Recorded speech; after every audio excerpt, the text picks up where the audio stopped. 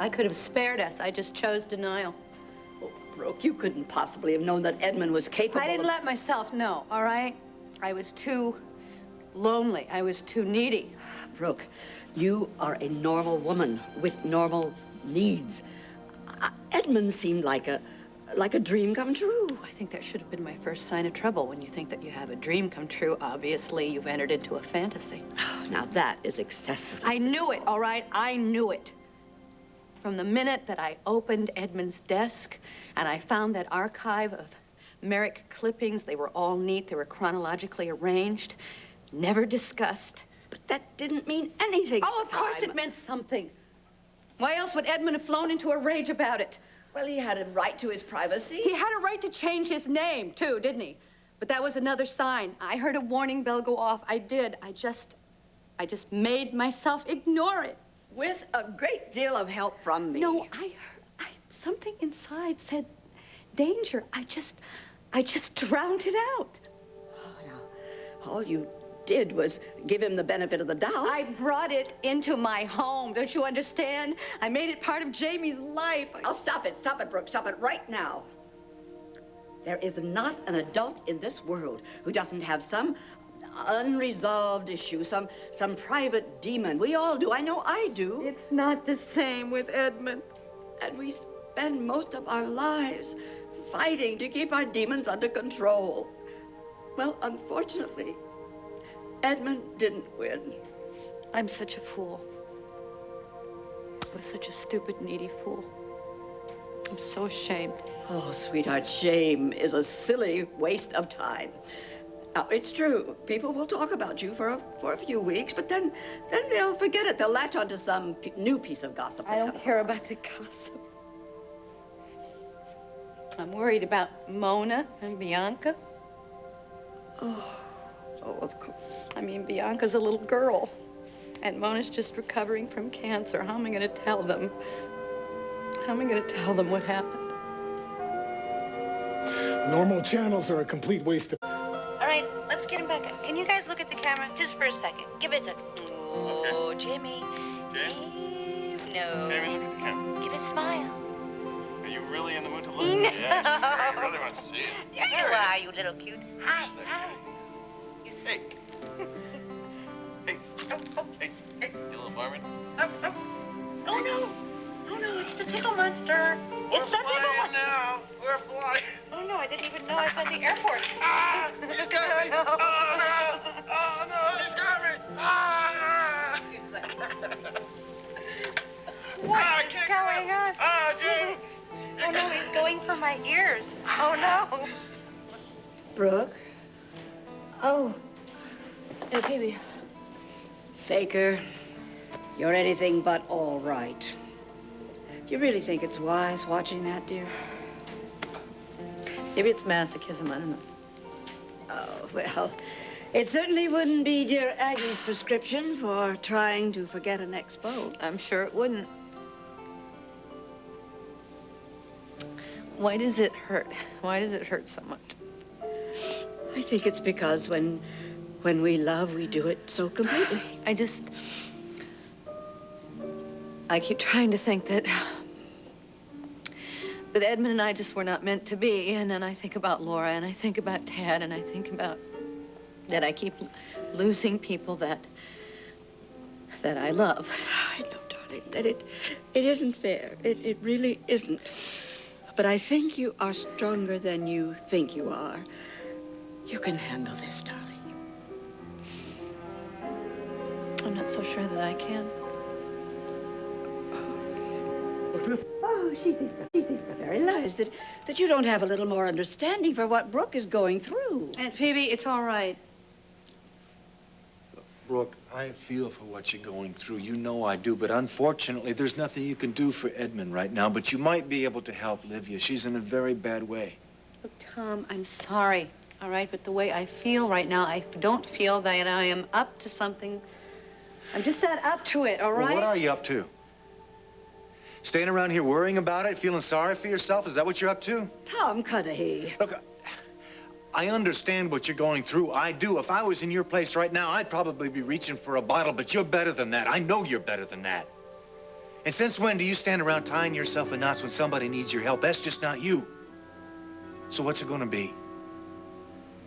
You gonna stay around here feeling bad? Or are you gonna try to do some good for Olivia and for yourself? It's your call.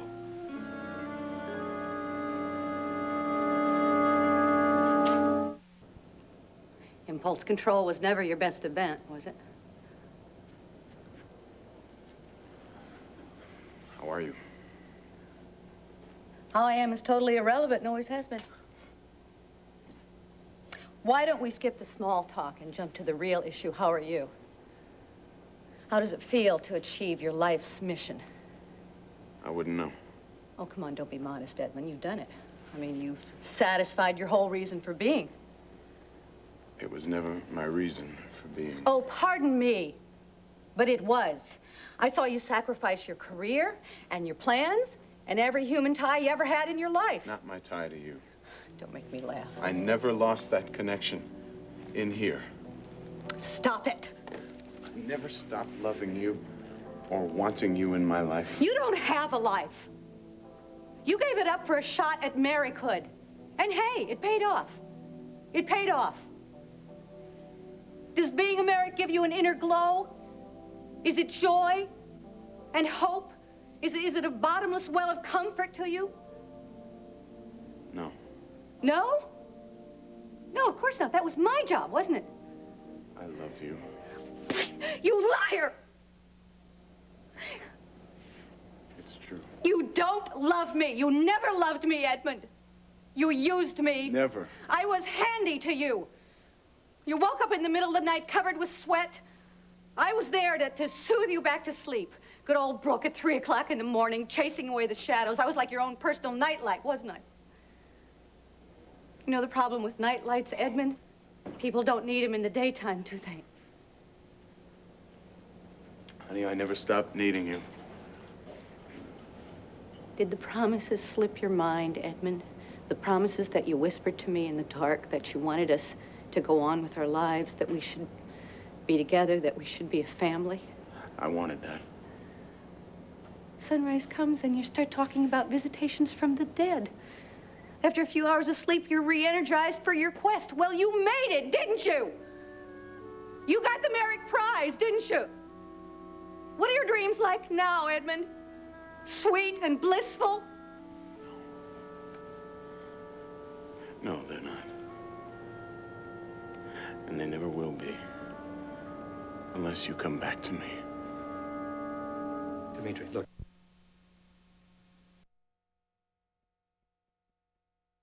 It's a shock to you, Edmund, but I am. I mean, I may have acted like a St. Bernard for the walking wounded, but I'm a person. I have scars and hurts. I have wants. I have dreams of my own. Let you back in my life, I'd rather throw myself in front of a moving train. I don't blame you. I can't think of one rational reason why you should risk it. So why the hell did you come back here?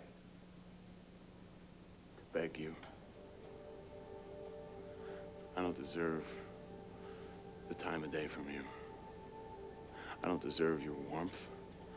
I don't deserve your understanding, your forgiveness. I don't even deserve to be standing here, staring into the wisest, clearest, most beautiful... Shut up! eyes. The only thing I can say for myself is, I love you more than life. How can you stand there with a straight face and say that? Aren't you the least bit ashamed? Yeah, I'm ashamed. I'm ashamed I let a twisted old lady drive me over the edge. Oh, fine, fine. Blame it all on Helga.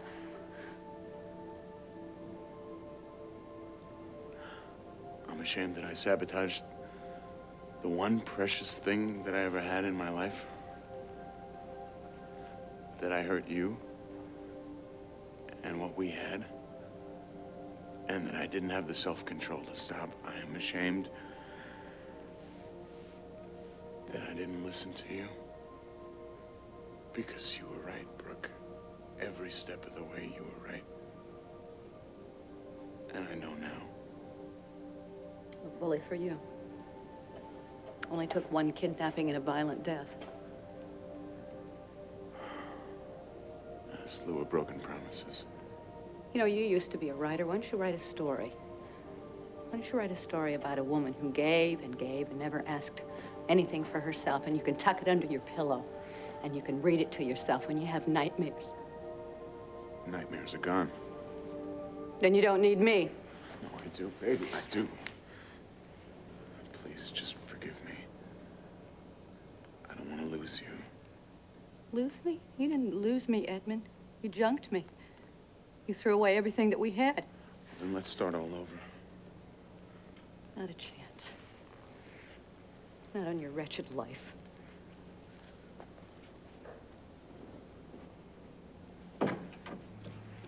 Get out of here.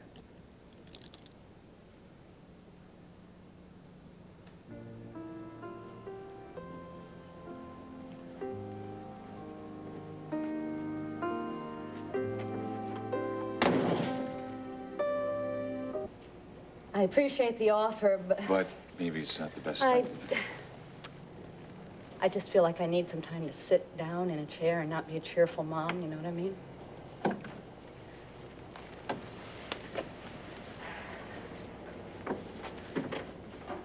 I saw Edmund last night. Did you get a chance to talk?